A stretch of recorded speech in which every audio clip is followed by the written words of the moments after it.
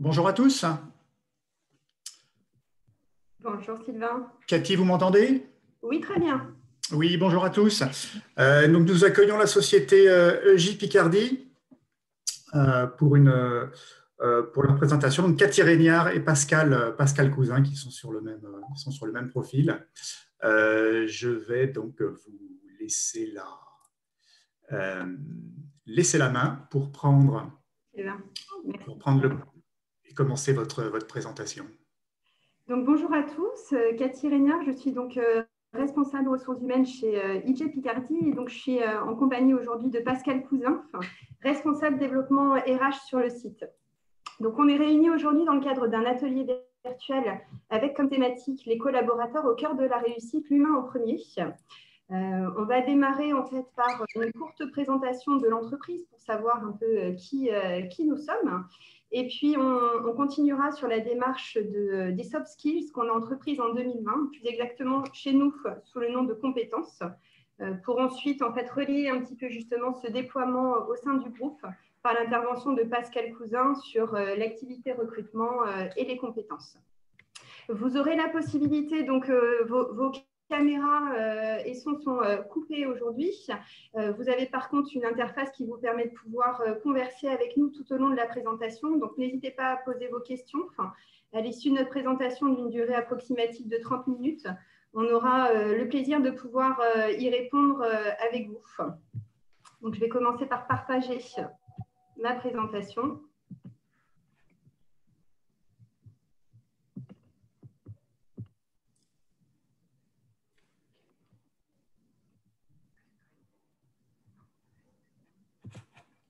Voilà. Alors, je vais afficher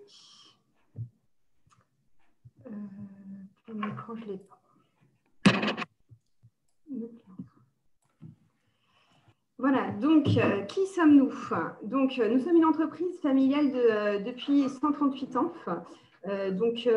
Au démarrage, notre héritage date de 1883. Nous sommes une fonderie avec un secteur d'activité et des clients qui ont pu évoluer tout au cours de notre collaboration, puisqu'au départ, on était surtout axé sur les secteurs de la navigation, de l'agriculture et de l'industrie ferroviaire. Et puis, au fur et à mesure du temps, notre activité s'est déployée vers les réseaux de voirie, l'assainissement, mais également tout ce qui est port, aéroport et également data center aujourd'hui. Dans les années 1980, et depuis les années 1980, nous sommes dirigés par un actionnariat américain familial, la famille Malpass, qui a compris en fait l'enjeu de nos activités et que cet enjeu consistait en l'investissement dans de nouvelles technologies, ce qui fait de nous aujourd'hui que nous avons une position de leader international sur le marché des solutions d'accès innovantes grâce à une modernisation constante de nos installations. Notre notoriété s'est bâtie bien entendu par cette évolution de nos process, par une croissance interne grâce à l'acquisition de nouveaux marchés, mais également par une croissance externe et l'acquisition sur l'ensemble en fait, du continent européen, Asie et Amérique de plusieurs entités que vous voyez en dessous détaillées. Donc McCoy, EJ Group, Cavana, eJordan sont plusieurs entités qui ont été intégrées par le groupe au fur et à mesure des années. Nos engagements, ils sont principalement en fait, mis en avant par une mission, une vision et une valeur qu'on s'engage à déployer au quotidien. Donc, notre mission, c'est d'être une entreprise familiale, fournisseur d'accès pour les infrastructures du monde entier. On exporte aujourd'hui dans le monde entier l'ensemble de nos produits. Et on se veut... Parce que là, je risque de ne pas pouvoir aller tout bien. On se veut de pouvoir apporter une solution pour chacun de nos clients dans notre domaine d'expertise. Nos valeurs principales sont la sécurité, bien entendu, qui est au cœur de notre collaboration au quotidien avec nos salariés. C'est vraiment la valeur numéro 1 du groupe et notre président nous explique et intervient régulièrement pour nous dire qu'il n'y a aucune tâche qui mérite qu'un collaborateur puisse se blesser au sein de l'entreprise et c'est ce qu'on s'engage au quotidien à faire par des challenges sécurité sur le site. On a également une valeur d'honnêteté et d'intégrité, excusez-moi, valable aussi bien pour nos collaborateurs qui signent une charte éthique lorsqu'ils intègrent l'entreprise, mais également honnêteté vis-à-vis de nos fournisseurs ou nos clients, puisqu'on est amené à traiter des marchés importants avec parfois des élus. On a également une responsabilité environnementale. Nous sommes une fonderie, oui, mais une fonderie propre avec très peu d'impact sur l'environnement. Enfin, on a à ce titre une certification qu'on verra tout à l'heure et des audits réguliers qui sont en place sur le site. Notre collaboration au quotidien, c'est également dans le respect d'autrui, qui est une des valeurs phares du groupe. La qualité et l'excellence de nos produits qui sont certifiés normes françaises et qui donc, de par leur qualité, s'exportent dans le monde entier. Et notre responsabilité sociétale également. On a des challenges en fait réguliers et donc des journées dédiées. Par exemple, à l'environnement, c'est une journée baptisée Earth Day chez nous, mais également à la sécurité, le Safety Day, qui est déployé sur l'ensemble du groupe. Alors, notre expertise technique et notre savoir-faire est au quotidien déployé dans l'ensemble de nos installations. On a aujourd'hui en fait 10 sites industriels à travers le monde et également 10 sites de recherche et développement. Ces sites en Europe sont situés à Saint-Crépin-Ibouvillers, donc l'entité dans laquelle nous sommes aujourd'hui. Donc, vous verrez après où on se situe géographiquement, mais également en Irlande et dans les Ardennes.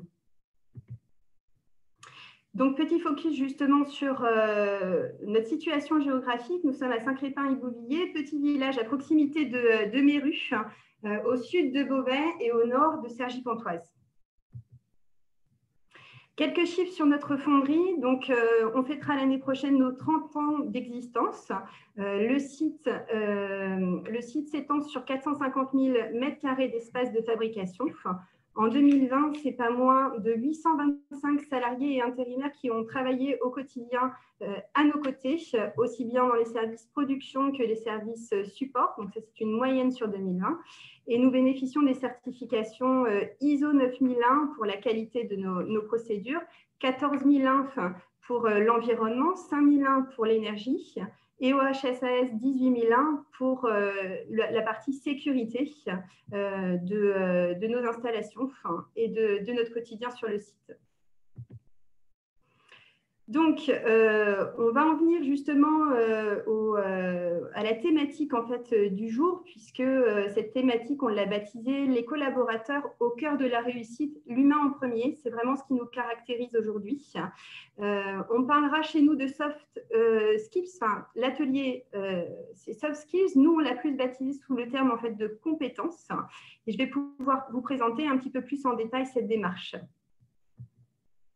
Donc, qu'est-ce qu'une compétence? En fait, une compétence est un comportement ou une aptitude appris ou développé par chacun et qui contribue au quotidien à sa performance. Qui est concerné chez nous? L'ensemble des collaborateurs du site sont concernés. On verra tout à l'heure qu'on a identifié 10 compétences, 8 compétences que tous les collaborateurs doivent posséder et développer au quotidien et 2 compétences particulières pour les managers. Pourquoi la mise en place de cette démarche de soft skills et de compétences? Pour permettre à chaque collaborateur de pouvoir se développer dans ses rôles actuels et futurs au sein de l'organisation. Et puis aussi pour le fait que nous sommes un groupe présent à l'international, c'est l'idée d'avoir un relais en fait, de nos valeurs au quotidien qui nous animent comme un seul et même groupe et pas 3 entités distinctes. Quels domaines d'utilisation? Ils sont très variés, ces domaines, puisque en tout premier lieu, bien entendu, on va utiliser ces compétences et ces soft skills dans le recrutement des futurs collaborateurs de l'entreprise ou les évolutions qu'on pourrait avoir en interne. Elles ont une place aussi importante aujourd'hui, vraiment que le savoir-faire du collaborateur. On distingue bien donc le savoir-faire et le savoir-être qu'on évalue de la même façon et qui donne du coup des perspectives d'évolution à chacun. Bien entendu sur la formation pour savoir quel domaine en fait on va devoir pousser chez le collaborateur. C'est également en fait quelque chose qui est analysé au moment de l'évaluation annuelle de la performance de nos collaborateurs. Je vous ai dit que la démarche, on l'avait mise en place en 2020. Donc, en tout début d'année, le collaborateur a pu s'auto-évaluer sur ses propres compétences, donc on va dire le comment, ainsi que ses objectifs. Et le manager a pu lui-même évaluer sur la base de l'auto-évaluation du collaborateur et de sa propre analyse pour contribuer à l'évaluation globale du collaborateur. C'est également en fait un point qui est prépondérant dans tous les schémas de plan de succession qu'on va pouvoir avoir au sein de l'entreprise pour pouvoir faire évoluer tout au long de sa vie le collaborateur au sein de la structure. Donc, les compétences IGEL, et quelles sont-elles? Comment exactement elles s'articulent? Donc, vous voyez que les 8 premières compétences en noir sont les compétences socles dont je vous parlais, dont tous les collaborateurs doivent bénéficier.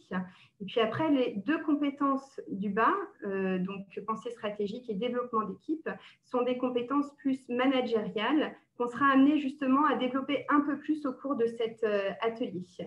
Alors, de quoi parle-t-on quand on parle de compétences interpersonnelles et de savoir-faire interpersonnel?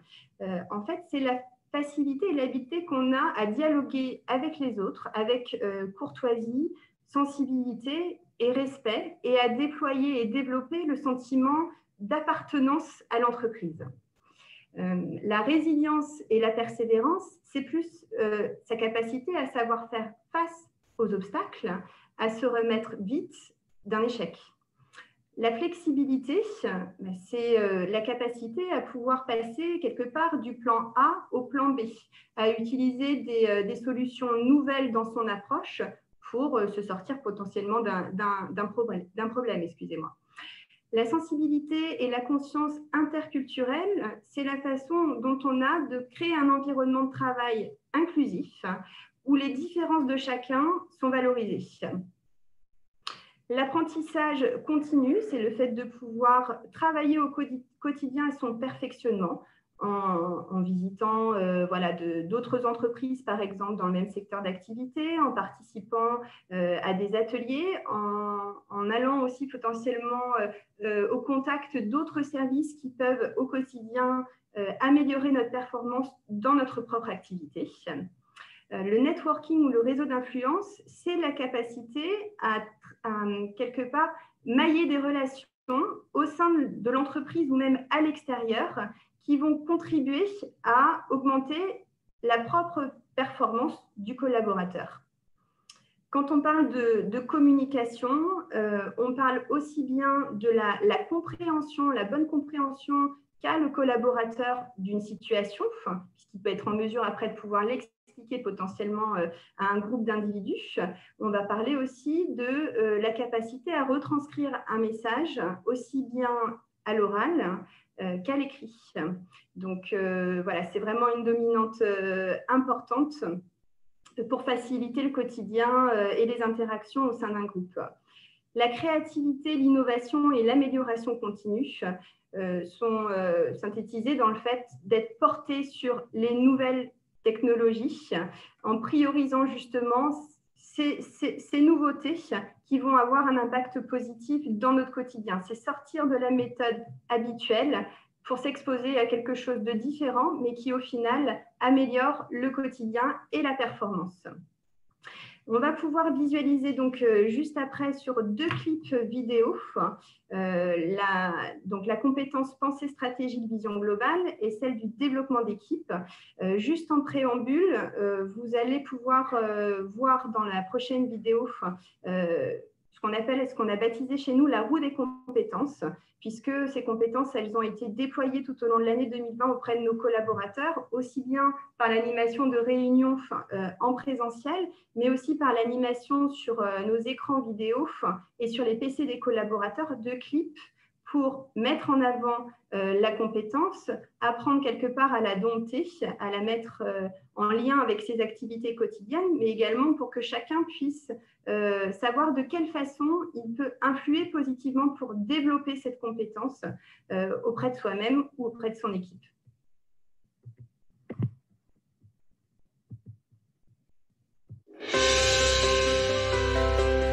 Je vais couper le son pour pouvoir commenter au fur et à mesure. Donc, c'est la roue des compétences dont j'ai pu vous parler, caractérisée à chaque fois par des pictogrammes en fonction de la compétence. Donc là on est sur le développement d'équipe. Pourquoi utiliser cette compétence de développement d'équipe au quotidien?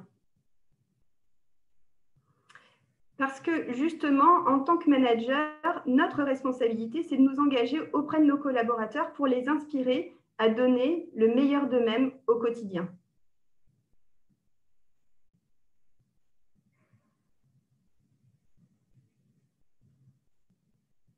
La définition du développement d'équipe, c'est une activité consistant à former un groupe d'individus pour travailler de manière unie en vue d'atteindre un objectif commun. Cathy, oui, excuse-moi, je me permets d'intervenir. On ne voit pas la vidéo. Ah, vous ne voyez pas la vidéo? Non, non, non. On a un slide avec marqué développement d'équipe et pensée stratégique. D'accord. La vidéo doit être derrière. Il faudrait partager l'écran. En partage d'écran, il faudrait partager la vidéo.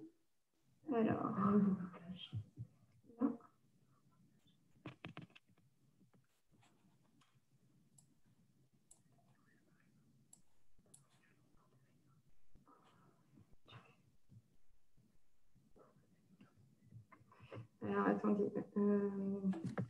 Hop. Je vais... Alors, attendez, je vais partager. Hop, je vais essayer de repartager. Hop, là. Excusez-moi, du coup. Hop. On va voir si ça fonctionne de cette façon-là. Est-ce que ça fonctionne? Non, là, il faudrait arrêter la vidéo et partager vraiment la vidéo, parce que là, on voit le dossier.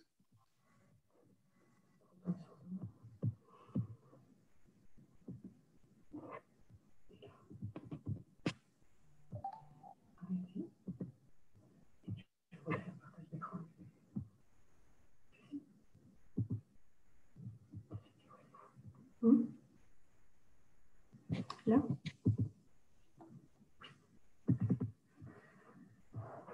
Est-ce que vous visualisez quelque chose, Sylvain? Oui. Ok, donc on va repartir du début. Oui. On le met en plein écran. Donc, c'est la roue des compétences. Excusez-moi, on est reparti avec donc la compétence développement d'équipe et le pictogramme dont je vous parlais tout à l'heure.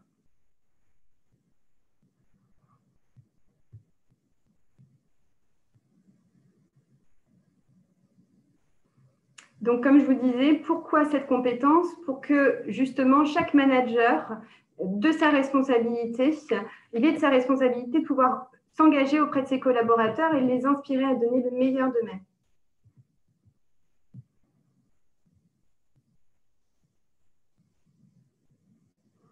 La définition, c'est une activité consistant à former un groupe d'individus pour travailler de manière unie en vue d'atteindre un objectif commun.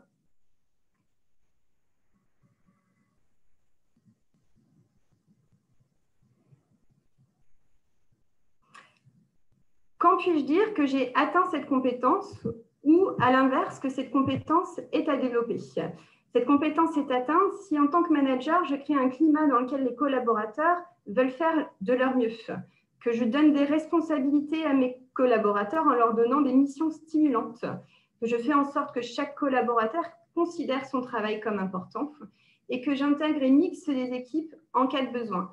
J'agis au final comme un multiplicateur, c'est que ma propre action déploie les propres compétences de mon collaborateur et je crée ainsi un sentiment d'appartenance au sein de l'équipe. Sur la partie donc plus quand est-ce que cette compétence est à développer chez le collaborateur, chez le manager plutôt, quand il démotive les autres intentionnellement ou non. Il ne connaît pas les leviers de motivation de son propre collaborateur. Il est seulement intéressé par le savoir-faire et il ne fait pas confiance à son équipe.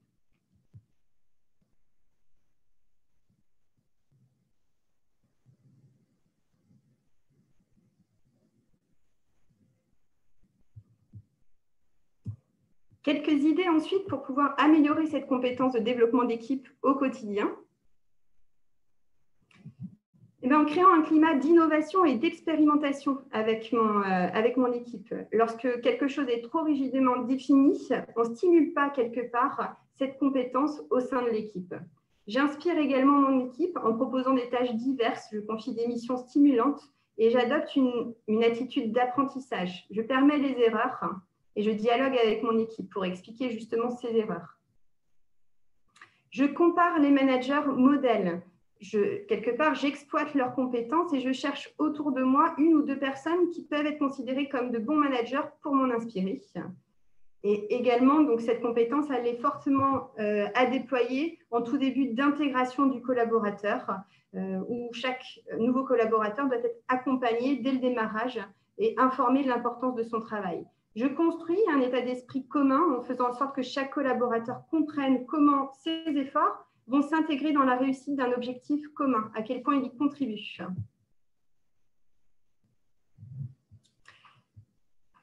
Je vais arrêter du coup le partage pour pouvoir vous diffuser la deuxième vidéo.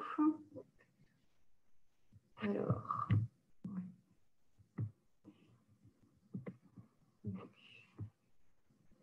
je vais juste aller l'ouvrir et puis ensuite je vais la partager. Hop, je vous demande 2 petites minutes.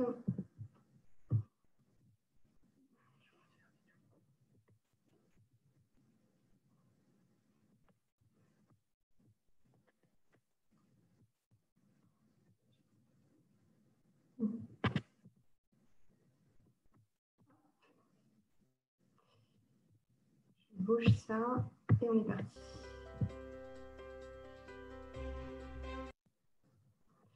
Donc, compétences, vision stratégique et pensée stratégique, vision globale plutôt, donc caractérisée par l'œil sur notre roue des compétences. Donc, pourquoi utiliser cette compétence au quotidien? Pour favoriser un lieu de travail où les managers ont un haut niveau de connaissance de soi, comprennent comment influencer l'organisation et comprennent comment leurs actions d'aujourd'hui vont avoir un impact sur le futur au sein de l'entreprise et de son équipe. La définition de cette compétence est la capacité à anticiper l'avenir, à préparer les stratégies, à concevoir des idées qui permettront à la fois de faire face à des environnements changeants et à envisager les différents enjeux à venir.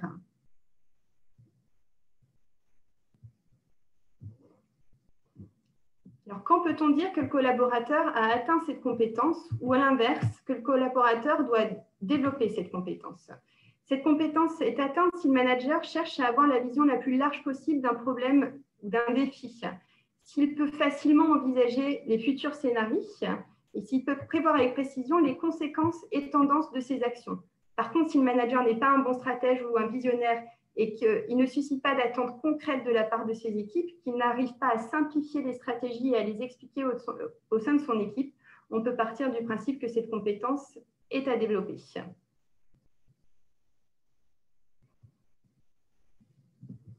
Comment au quotidien améliorer cette compétence de pensée stratégique et vision globale par des actions concrètes? En faisant partie d'un groupe de travail, les projets, justement, travailler en mode projet, c'est une façon de pouvoir stimuler cette compétence parce que ça nécessite l'apprentissage de chacun. En créant également des opportunités, en faisant intervenir les bonnes personnes pour élaborer la bonne stratégie, on a un petit peu un rebond par rapport à tout à l'heure avec la capacité à sélectionner les individus. L'acquisition ou le partenariat également sont des bons moyens de pouvoir développer cette compétence et puis en tirant profit de ce qui s'est passé auparavant et quelque part peut-être des erreurs ou des succès du passé. En étant conscient de ses propres forces et faiblesses, un leader, c'est avant tout quelqu'un qui a la conscience de ses compétences qui découlent de la connaissance de soi. Hop. Je vais arrêter le partage donc, de cette vidéo et pouvoir revenir.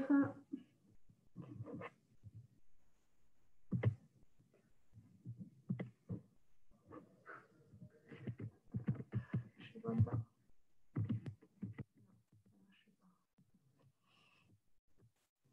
Hop, si je suis ici. je vais revenir, excusez-moi, sur la présentation. Voilà. Donc, je vais laisser Pascal Cousin intervenir sur la partie recrutement avec quelques chiffres et également la mise en perspective de l'utilisation de ces compétences au quotidien.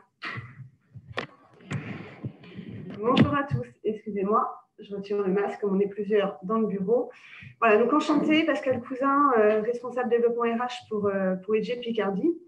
Donc sur l'aspect recrutement, malgré l'année particulière que nous avons passée en 2020, EG a pu recruter plus de 50 personnes, donc 57 nouvelles personnes exactement. Donc, sur différents types de profils, et nous avons encore des recrutements à réaliser aujourd'hui, dont je vous parlerai un petit peu plus tard. Et comme vous avez pu le voir par rapport aux différentes compétences, on est vraiment dans un système où on part du principe que le salarié est amené à évoluer tout au long de sa vie, est amené également à pouvoir apprendre de nouvelles compétences. Donc, on l'amène finalement à se développer et à faire en sorte qu'il puisse avoir une véritable gestion de carrière. Par rapport à ça, nos postes sont ouverts en interne. On accompagne sur des validations de l'expérience, les fameuses VAE. On fait beaucoup de formations, plus de 963 personnes excusez-moi, qui ont pu être formées en 2020, ce qui représente quand même un volume de plus de 7000 heures de formation, ce qui a permis d'obtenir des diplômes, de nouvelles compétences et notamment de procéder à plus de 50 mobilités internes, interservices ou sur des postes à responsabilité plus élevée. Au niveau de notre accompagnement des collaborateurs, on travaille aussi énormément avec différentes écoles, que ce soit sur de l'apprentissage, de la découverte des métiers, de façon à ce que les étudiants sachent s'ils ont choisi finalement la bonne voie ou si leur projet de carrière doit évoluer. Et donc, on a pu accueillir plus de 42 apprentis sur 2020, dont 18 nous ont rejoints en début d'année, et plus de 25 stagiaires du CAP au niveau ingénieur. Donc, pour revenir sur la partie recrutement, aujourd'hui, on a différentes méthodes de recrutement suivant les postes. Comme vous l'avez compris, c'est surtout les soft skills qui nous intéressent, les capacités des personnes à vouloir évoluer, à s'impliquer dans l'entreprise, dans l'acquisition de nouvelles compétences, dans la vision stratégique que l'on peut avoir. Donc, à partir de là, on participe à différents modèles de recrutement, donc par exemple les MRS, les recrutements par simulation. Ça va être aussi des participations à des groupes de travail avec différentes entreprises. Je pense notamment au Pass Industrie. Donc voilà, on ne recrute pas uniquement sur CV, ce qui fait qu'aujourd'hui… Pascal, oui. Excusez-moi, on voit votre dossier à l'écran. Vous avez une présentation ou… On a une présentation, mais du coup, je vais l'arrêter. Ah oui, parce que du coup, on ne la voit pas là. Est-ce que c'est moi que vous voyez maintenant? Désormais, oui. Et bien voilà, donc vous allez finir avec vous. Vous ne voyez pas les chiffres, mais vous avez le temps de les voir, donc il n'y a pas de souci. Donc juste pour finir par rapport au recrutement, donc ce que je voulais mentionner, c'est qu'en effet, comme on est plus sur les compétences et les soft skills, aujourd'hui, on a pu recruter par exemple des coiffeuses dans nos ateliers de production. On a pu recruter des boulangers. Alors, vous doutez qu'un coiffeur ou un boulanger ne connaît strictement rien à la fonderie. Pour autant, c'est des personnes qui ont pu être intégrées, que ce soit dans leur service ou dans l'entreprise, qui ont pu être formées, qui ont pu évoluer et qui aujourd'hui ont découvert et mettent en œuvre un nouveau métier et avec qui ça se passe très bien. Donc, on voulait insister sur ces soft skills parce qu'aujourd'hui, quand vous recherchez un emploi ou quand vous voulez vous reconvertir, il ne faut pas uniquement se baser sur « j'ai tel niveau de diplôme ou j'ai telle compétence ». Les compétences, ça s'acquiert tout au long de sa vie. On est là pour accompagner les différentes personnes sur ces aspects-là. Donc, n'hésitez pas à vous faire connaître à partir du moment où vous êtes prêts, vous aussi, à vous engager à nos côtés pour évoluer tout au long de votre carrière. Donc, ce qui vous intéresse notamment aussi, c'est quels sont les postes que l'on a à pourvoir aujourd'hui. Donc, on a des postes sur différents types de métiers. Donc, on va aller sur des postes de maintenance, du technicien de maintenance jusqu'au chef d'équipe. Donc avec des postes qui peuvent évoluer en interne ou qui seront faits sur les recrutements externes. On va avoir des postes au niveau du contrôle de gestion, au niveau de l'informatique, au niveau du secteur de la fonderie, bien évidemment. Donc voilà, on a des postes divers et variés pour des niveaux de diplôme qui vont du CAP à l'ingénieur et on reste ouvert à discussion et à présentation, bien évidemment, de nos métiers si vous pensez qu'il y en a un qui peut vous convenir chez nous. Voilà pour la présentation des compétences et du recrutement. Donc, si vous le souhaitez, nous pouvons passer à l'échange de questions-réponses. Très bien. Merci, merci Cathy, merci Pascal. Nous avons Une question de Sandrine qui vous demande, est-ce que vous prévoyez des ateliers ou des formations auprès de vos collaborateurs pour développer leurs compétences? Alors, aujourd'hui, on a lancé cette démarche donc, en 2020, donc on a surtout communiqué sur quelles sont ces compétences, qu'est-ce qu'on entend par ces compétences, parce que c'est vrai que, comme vous l'avez expliqué, Madame Rinière, quand on parle de compétences interpersonnelles, chaque personne peut peut-être l'interpréter différemment. Donc, on a surtout communiqué sur quelle est la définition que l'on donne, comment identifier si cette compétence-là ou si on doit la développer. Et bien évidemment, des sessions, entre guillemets, numéro 2 ont été prévues par et pour les salariés, de façon à ce que tout le monde en ait bien la même lecture. Donc oui, il y a des formations qui sont régulières. On a aujourd'hui des outils de communication comme celui qu'on fait aujourd'hui, où on peut enregistrer des vidéos, où les salariés peuvent régulièrement retourner les voir pour s'assurer qu'on a bien la même compréhension.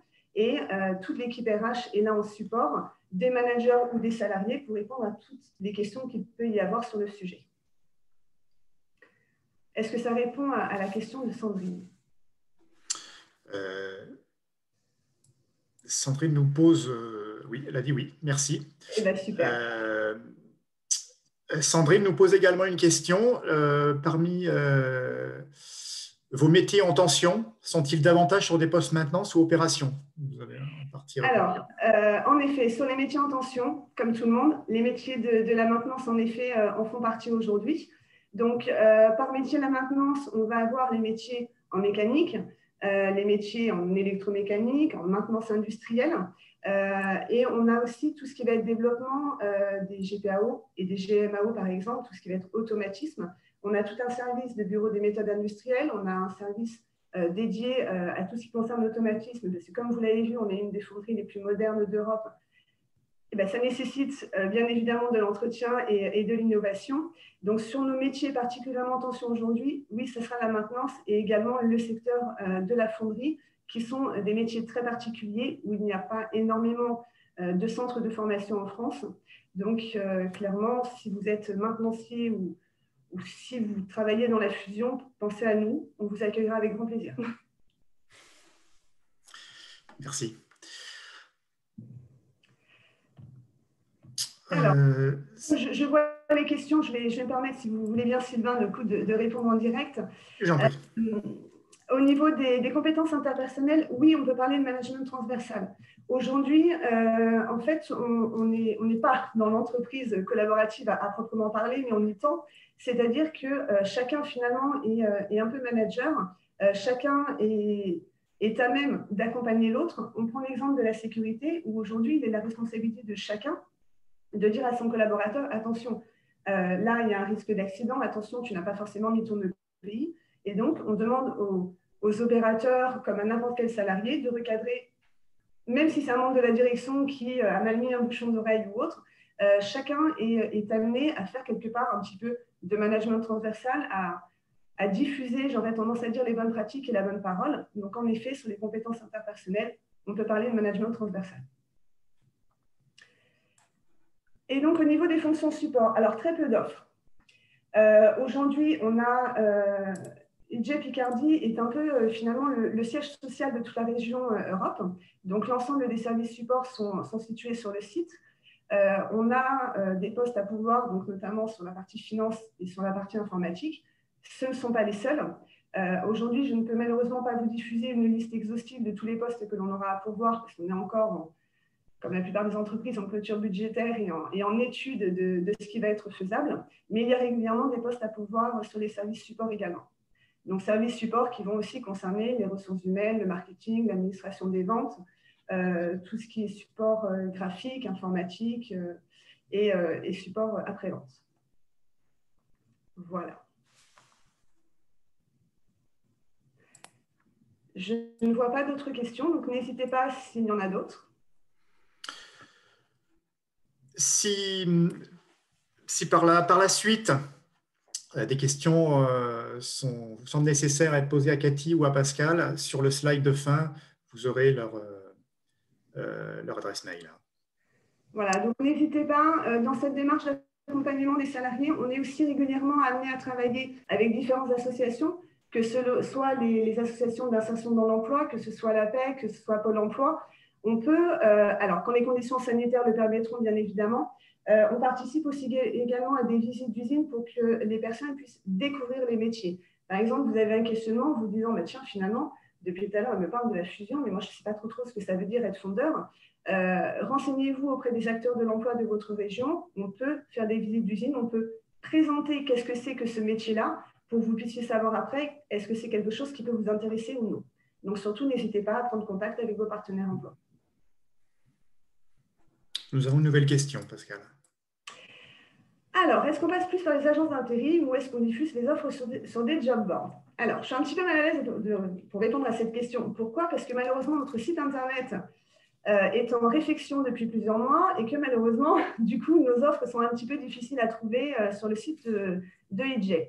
Donc, pour les postes d'opérateurs de production, on va surtout passer en effet par les agences d'intérim. Donc, on travaille notamment avec 2 agences principales qui vont être basées sur Méru et une autre sur Beauvais. Donc, pour ne pas les nommer, mais je vais le faire quand même, ça va être Supplet Beauvais et DLSI Méru.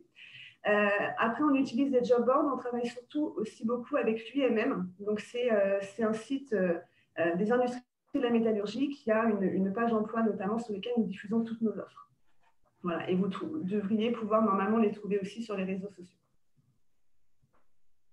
On fonctionne bien évidemment aussi beaucoup avec les candidatures spontanées. Donc, n'hésitez pas à candidater directement sur l'adresse mail qui va vous être indiquée un petit peu plus tard. Et suivant les profils, on va les gérer en direct ou on va passer par des cabinets de recrutement.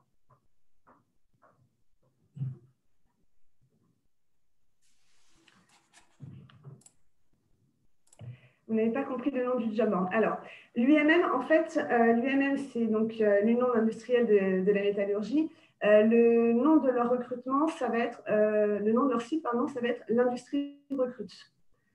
Donc, je n'ai plus exactement l'adresse en W, mais si vous tapez recrutement UIMM, vous devriez tomber donc, sur le site de l'industrie recrute.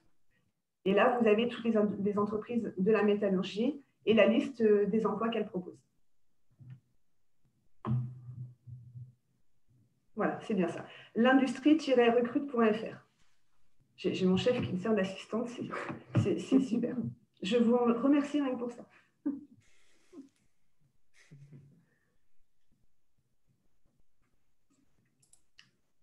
Est-ce que vous auriez d'autres questions à nous poser?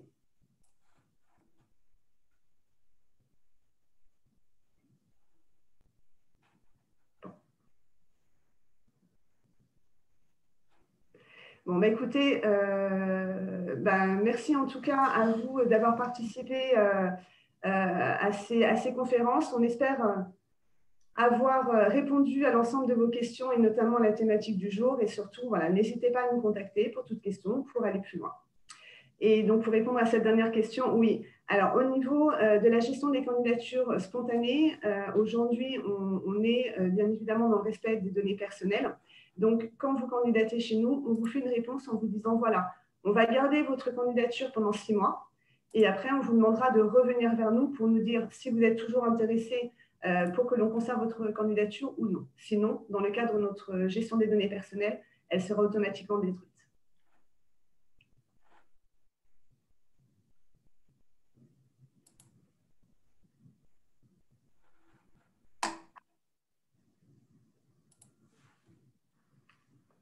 Eh bien, écoutez, merci beaucoup. Je pense que du coup, on va s'arrêter là. Et voilà, de nouveau, n'hésitez pas.